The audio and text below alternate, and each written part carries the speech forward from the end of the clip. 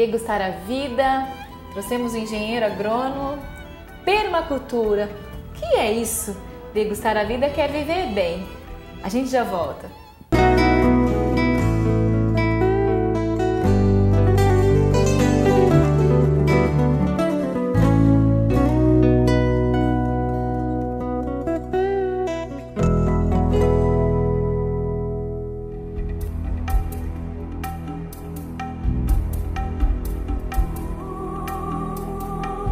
Degustar a vida, trazemos um tema, permacultura. Newton Magione, engenheiro agrônomo, vai falar pra gente o que seria permacultura. Isso é bom para degustar a vida? Eu acho que é perfeito, né? Porque a permacultura trata de sustentabilidade ambiental, né? Okay. Então é um grupo de técnicas, uma filosofia que trata da sustentabilidade do planeta, da melhor vivência em harmonia com as pessoas e entre o meio ambiente, né? Então, com certeza... Não seria só uma agricultura orgânica, é um leque de situações. É um leque de situações, um leque de técnicas, uma filosofia, um entendimento novo do homem se relacionar com o planeta e entre eles mesmos, né? Não é o planeta que tem que se adaptar a gente. Somos nós que já deveríamos estar se adaptando ao planeta. Aliás, a gente acaba tendo que se adaptar, né? Porque daí quando vem as intempéries da natureza, mediante a tudo aquilo que a gente já causou, aí a gente acaba se adaptando, Acaba né? se adaptando, né? Aí faz construções mais resistentes para chuva tal. Né? Depois que ele causa os estragos, aí tem que se adaptar aos estragos que ele mesmo causou, né? Tá, então permacultura, e o próprio nome diz, né? Então, a permacultura ela foi criada por dois australianos, Bill Mollison e David Hogan, né? E chegou no Brasil na década de 90, né? Então não é uma coisa... Recente, é muito recente, né? Então já existem várias estações de permacultura no Brasil. A mais avançada que a gente conhece é em Pirenópolis, né? Goiás. O IPEC. E tem várias. O Paraná é uma pena que seja, parece que é o estado que eu vejo assim que está um pouco aquém das nossas expectativas em termos de permacultura. Mas Paraná não seria um estado que tinha uma agricultura familiar, pelo menos esse interior aqui? O Paraná, como todos os estados, ele foi muito explorado, primeiro com o café, depois com a criação com a pecuária bovina, né? Então, hoje em dia, praticamente, a floresta, que era 95% do território paranaense, hoje praticamente não existe mais, né? Existe na faixa litorânea e alguns remanescentes, né? Por conta desse avanço, né? Mas eu digo até em termos de comercialização, sustentabilidade, no sentido assim, que ainda existem famílias, pequenos agricultores, mais do que um Mato Grosso, por exemplo, que aquilo ali são alqueires e alqueires e alqueires e alqueires. Eu não saberia te dizer assim em termos de números, né? Mas é um estado que ainda tem bastante agricultura familiar, né? Tá. Que aliás é o que sustenta, é o que bota a comida no prato do brasileiro. Isso, né? Fiz o curso com você outro dia e você falou isso é muito importante, isso é né? Muito importante. Porque 70%, aproximadamente 70% da comida do brasileiro vem das pequenas propriedades, da agricultura familiar. Daquilo que está sendo maltratado, porque elas não estão conseguindo sobreviver. Exatamente. Mal dá o que elas vendem para o próprio sustento. Então, e a permacultura entra exatamente nesse âmbito aí. Porque a permacultura trata exatamente de pequenas propriedades, pequenas unidades, né? Onde você pode produzir uma grande quantidade de alimentos, né? Ela tem vários exemplos aí que mostram que você pode produzir uma grande quantidade de alimentos numa pequena área. Você não precisa de grandes extensões, como é feito hoje nas monoculturas. Né? A permacultura trata uma de variedade. Uma né? variedade.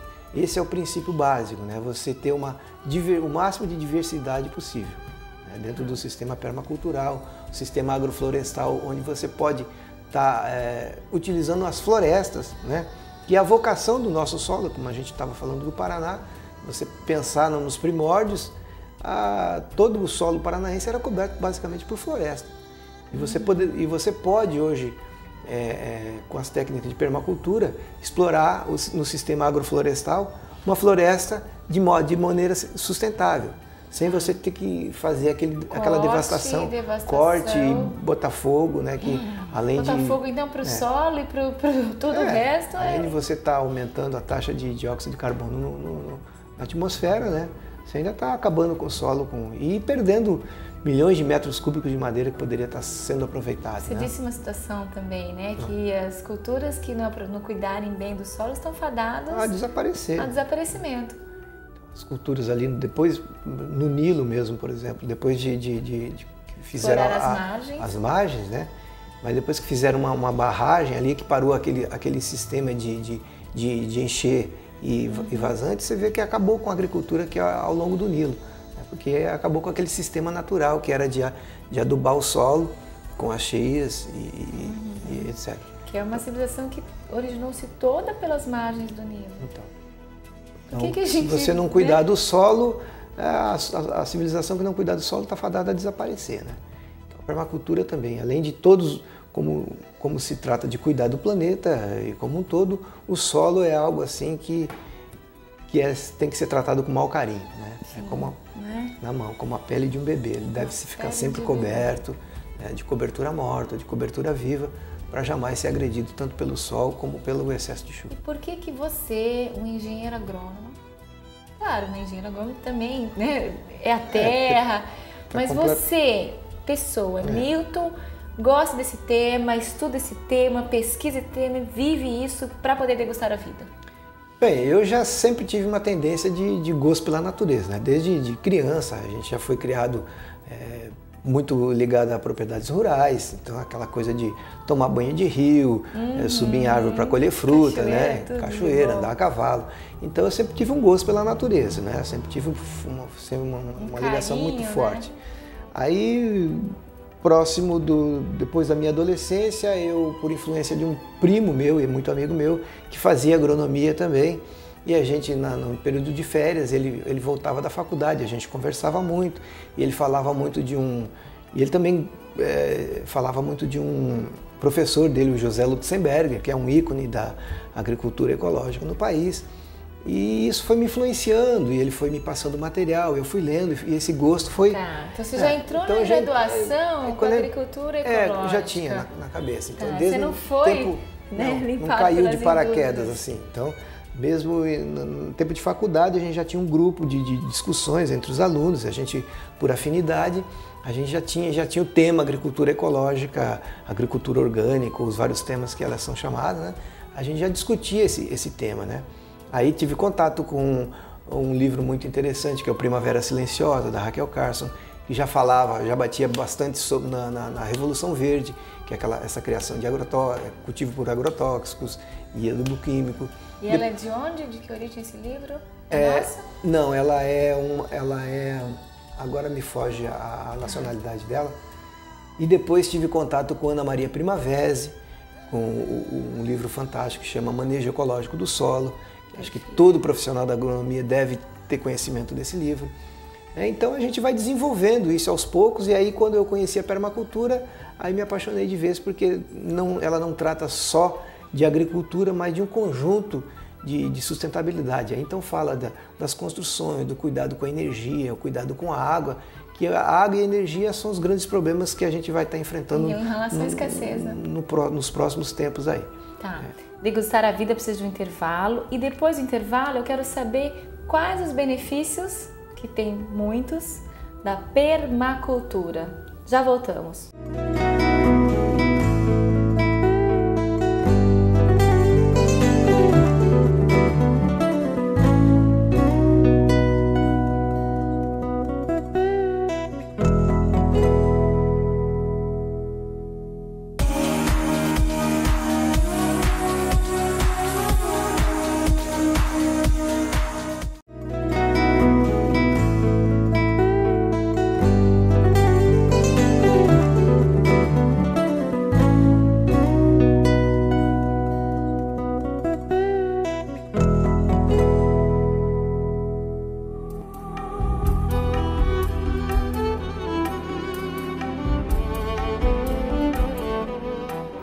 Degustar a vida, já aprendemos o que é permacultura, que é uma cultura permanente. pelo menos, né, que seja mais sustentável, né? Então agora vamos direto para os benefícios dela. O que técnicas utilizamos para termos uma permacultura? Bom, a permacultura ela é basicamente uma filosofia de vida, né? Porque ela está baseada em 4 eixos que eu considero filosóficos. O primeiro é cuidado com o planeta, o segundo é cuidado com o homem, né? Com as pessoas, a limitação do consumo, né? E então essas várias técnicas, então se a gente pensar na água, por exemplo.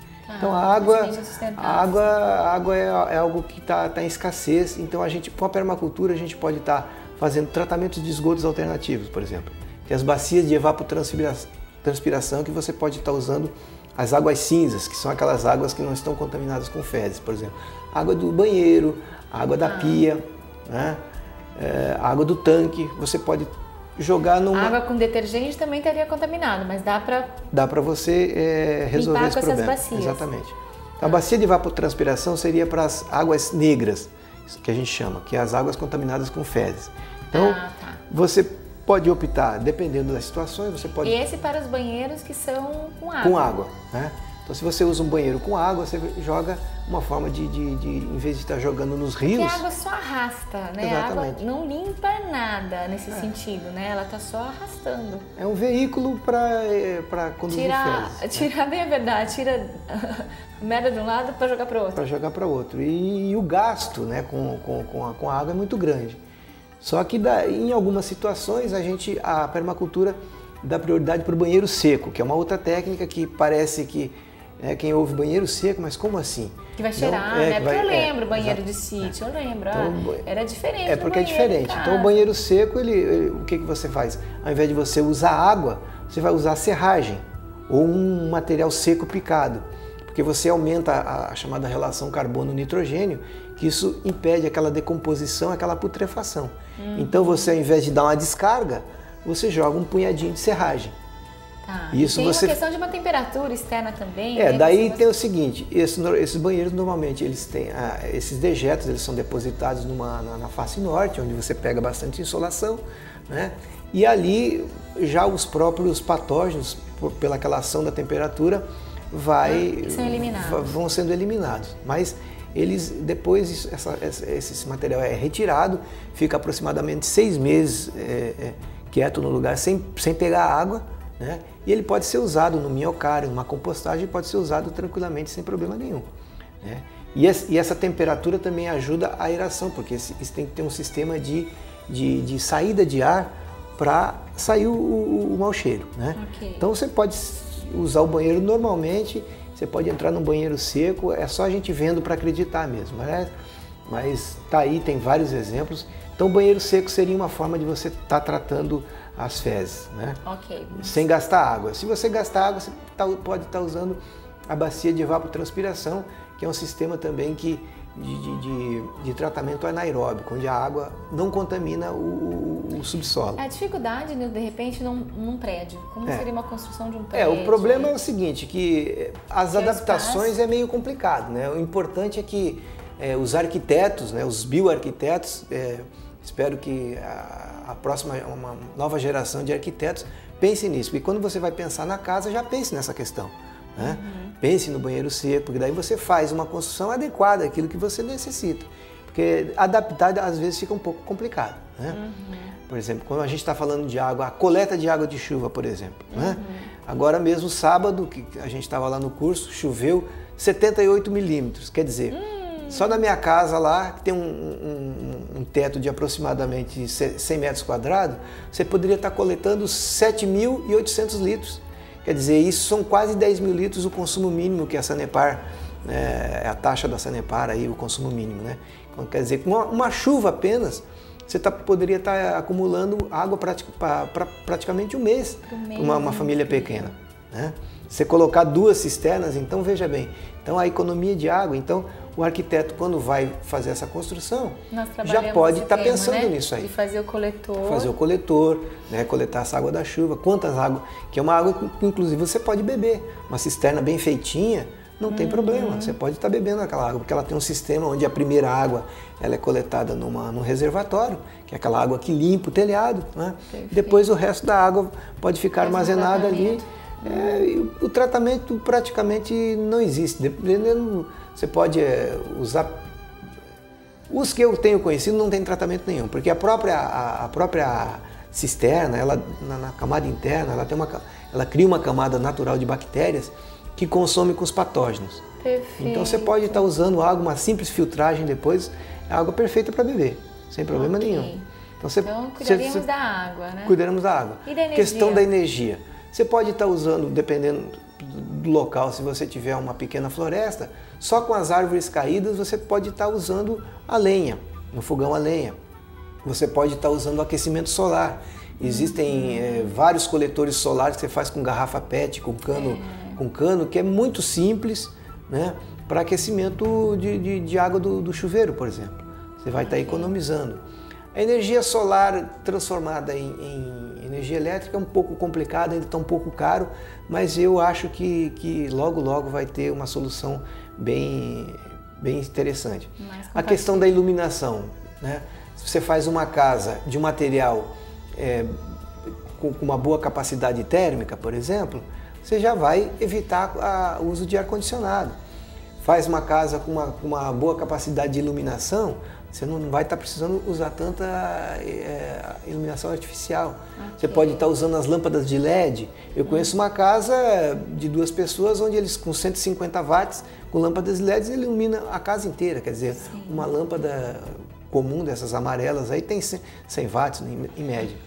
Então são todas alternativas, são coisas antigas, né? A permacultura pega coisas antigas, junta com técnicas atuais, para você ter essa sustentabilidade ambiental que a gente chama. Então, a água você pode estar coletando água de chuva, pode estar fazendo os tratamentos com a chamada fossa bananeira, que é essas águas cinzas que eu falei do chuveiro. É um sistema simplesmente um buraco cheio de tocos, com bananeira na volta, e que a água cai ali, os micro-organismos fazem o trabalho dessa água. Trabalhando, estão se sentindo úteis. Sim. E o equilíbrio do meio continua. E você está regando uma planta ali que depois você pode estar colhendo e comendo essa banana. Perfeito, né? super Então saudável. você trata da água, trata da energia. E alimentação, como a gente já falava anteriormente, você numa pequena área fazendo uma grande diversificação, você pode ter uma grande quantidade de alimentos. Então esse mito de que você precisa de grandes áreas para produzir grande quantidade de alimentos, isso é um mínimo de uma área que já seria suficiente para a pessoa poder plantar. Um casal. Um casal aí com 40, 50 metros quadrados, 100 metros, né, no máximo 100 metros quadrados, que você pode estar manipulando aí 1 ou 2 vezes por semana, você tem alimentos aí praticamente uma grande variedade de alimentos. Principalmente aqui no nosso clima, que ele é muito favorável, né? Aqui dá praticamente de tudo, né?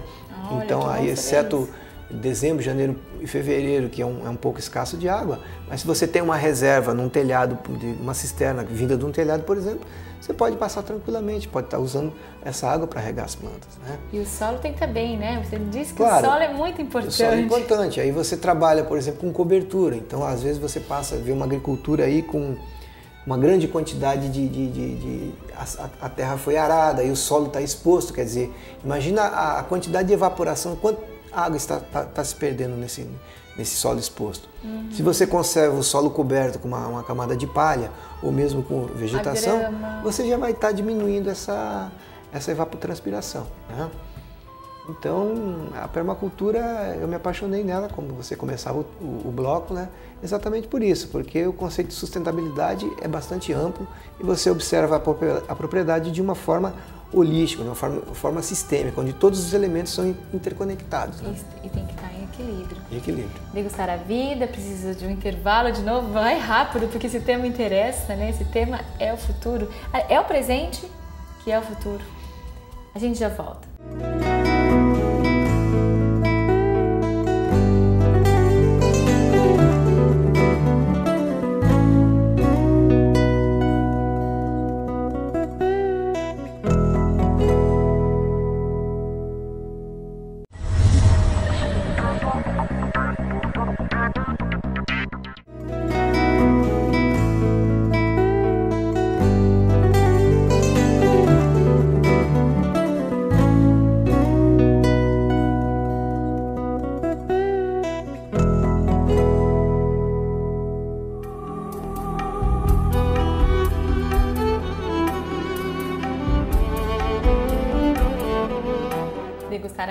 Bem-vinda de volta com o engenheiro agrônomo. Marcela está aprendendo hoje sobre permacultura. Espero que você que esteja em casa também esteja entendendo que o planeta precisa disso para viver, para se alimentar, para ficar em equilíbrio com a água, com a energia, com todos os outros seres, né? Com os outros animais, com o sistema, né? Com o meio ambiente. Exatamente. Teria contraindicações? Bom, eu acho que as contraindicações são para as indústrias químicas, para quem vende energia, né? Porque se você está economizando, porque a permacultura trabalha muito com o balanço energético, né? E com a autossuficiência, né? A permacultura prega que qualquer sistema permacultural é o máximo de autossuficiência possível, quer dizer, então se você não depende tanto, né? Você não depende de adubo, não depende de veneno, não depende menos de energia, quer dizer, a contraindicação seria para quem? Porque os nossos próprios resíduos são compostáveis para... Exato, então a gente parte do princípio da reciclagem de todos os elementos, a interconexão dos elementos. O que o galinheiro tem a ver com o açude, por exemplo, né? Tem conexões. Né? O que o banheiro seco tem a ver com o minhocário. Então a permacultura ela faz todas essas interconexões, né? Onde uma coisa interessante na permacultura, onde cada elemento ele tem no mínimo duas funções, né? E cada necessidade ela deve ser suprida por no mínimo duas fontes, né? Então isso é uma base muito sólida para a autossustentabilidade e ela pode ser aplicada tanto na propriedade rural como no meio urbano, né? Você pode aplicar a permacultura no seu quintal. Que eu saiba, tem abacate, tem... a gente é privilegiado, tem bastante fruta, tem manga, agora é época da manga, tem caqui, né? Tem fruta do canga, está na zona urbana. E a gente tem uma horta que a gente explora bastante, né? Tudo nesse sistema orgânico.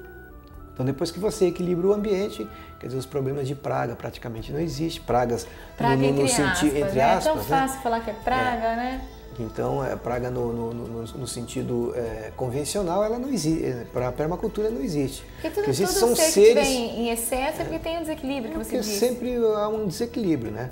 O homem chega, desmata tudo, manda os bichos embora, tira todos acaba com o ecossistema. Com a proteção que existe. Aí é claro que eles vão ter que... acaba virando um ataque massivo depois, né? Tá. Você sente resistência das pessoas com esse tema? É claro que você começa a criar afinidade com pessoas que estão interessadas com isso. Não é resistência, é que assim, é o novo. Às vezes, quando você fala um tema novo, assim, as pessoas, bom, o que é isso? Perma o quê? Né? Mas aí permacultura. Cultura permanente. Pensando, né, quando você tem agora 30, depois quando você tiver 40, e que ela é 50, e ela tá aí, e com 60.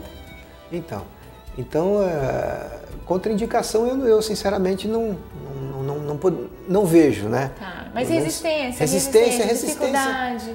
As dificuldades tem, né? As pessoas têm sempre dificuldade com o novo, né? Então, e a mídia trabalha muito bem nesse sentido para tornar as pessoas muito consumistas. E dependentes, quer tornar as pessoas dependentes, consumistas.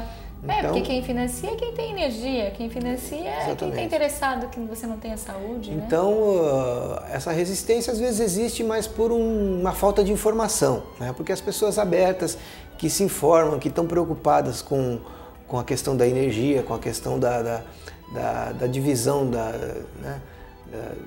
de renda, por exemplo, né? Esse mito de que a gente precisa aumentar a quantidade de produção de alimentos para matar a fome no mundo, que foi um dos pilares da Revolução Verde, quer dizer, acabou envenenando o planeta, praticamente hoje nas propriedades rurais não existe nenhuma água que não esteja contaminada por agrotóxicos, né? O lençol freático, há indícios de que o aquífero Guarani, que está aqui embaixo dos nossos pés, que é a maior reserva de água conhecida, já esteja contaminado por agrotóxicos, né? Então, e aí a gente vai pagar caro essas consequências, né? Então, a permacultura prevê isso aí, nada de agrotóxicos, nada de adubo químico, o máximo de aproveitamento de energia possível, né?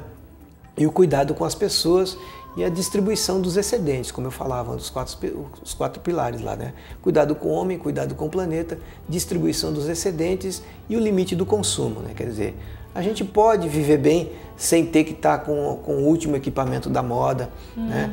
Você pode estar reciclando, em vez de comprar um equipamento novo, por que não procurar consertar esse equipamento? Sim. Porque você vai estar diminuindo essa sucata que você vai estar jogando. Eu fiz isso com o meu próprio celular e assim, cheguei a pagar valores do conserto mais em conta do que era um novo celular. Então, aliás, mais caro, né? Mais caro que um novo celular. E mesmo assim, por que tu não comprou, mesquinha? Eu falei, não, né, eu preciso estar bem com isso, para o planeta estar bem. Exatamente. E mesmo assim eles não facilitam, né? Porque o que vem novo já vem para quebrar mesmo. Me fala sobre a Ciência. Você é presidente da Ciência, né? Por isso que já está tudo junto, conectado, a Ciência, né? é uma associação sem fins lucrativos, né? Que foi fundada em 96. Okay. E trabalha... Atua na região de Foz. Atua na região de Foz. E já trabalhou na região da Bacia do Paraná 3, dando curso de plantas medicinais em convênio com a Itaipu, né? E atualmente a gente está com um trabalho com a Sagrada Família, que é uma comunidade de dependentes químicos lá no Porto Belo, né? Então a gente tem a produção de plantas medicinais lá. E todo ano a gente tem um stand na antiga Expo Flor, que atualmente está com o nome de Ecoflores, né? Então todo ano... Há mais de 12 edições, a gente sempre tem um stand de plantas medicinais. Então a gente trabalha com a divulgação das plantas medicinais, né, que foi o eixo principal do surgimento da ciência. Mas o cultivo, tudo como é melhor. Exatamente, e com a educação ambiental. Então a gente hoje trabalha com cursos de plantas medicinais e oficinas de educação ambiental. Ótimas oficinas que eu participei, me encantei com o tema. Cada vez mais acho que as pessoas deveriam valorizar, estudar, usar da maneira correta, né? Isso. E pensando sempre no bem-estar de todos, né? Exatamente. Então a gente tem profissionais, né? Quando a gente fala de plantas medicinais, a gente sempre procura dar um aspecto científico e para que as pessoas usem de forma racional. E isso que fique sempre nas mãos de profissionais, né? Perfeito, né? Tudo bem, a gente pega o primeiro momento o que a cultura popular ensinou, passa para o científico. Para sistematizar, para quantificar, porque a dose é importante, né? A dose é importante. A água é ótima, mas se você tomar 5 litros de água, pode ter certeza que não vai fazer bem para você. E as plantas medicinais, às vezes tem essa noção de que é porque uma planta pode que não porque é faça natural, mal. não vai por isso mas não. você não pode se intoxicar. Porque né? a droga é vegetal, né? Exatamente. Perfeito. Então, tem que para ter terminar, cuidado. O que seria degustar a vida? Eu sei que você já gosta de degustar a vida porque você trabalha com essas coisas do bem, mas o que seria degustar a vida para o Nilton? Bom, degustar a vida eu acho que é você sentir prazer nas coisas simples, né? É você ter o prazer de colher uma fruta natural, é você poder tomar um banho de cachoeira. E para mim são as coisas simples, isso para mim é degustar a vida sem você ter que dispor de grandes parafernálias para ser feliz, né? Então, degustar a vida, para mim, eu acho que é isso aí. Quanto mais simples a gente puder sorrir, eu acho que é por aí. Obrigada, viu, Nilton? Muito eu que obrigada agradeço mesmo pela divulgação do tema. Vida, agradece você, agradece a permacultura, que é o que eu falei, é o presente, não é o planeta que vai se adaptar a vocês, a nós. Temos que nos adaptar a ele, a todos. Muito obrigada, viu? Obrigado, Marcelo. A gente espera vocês no nosso próximo programa.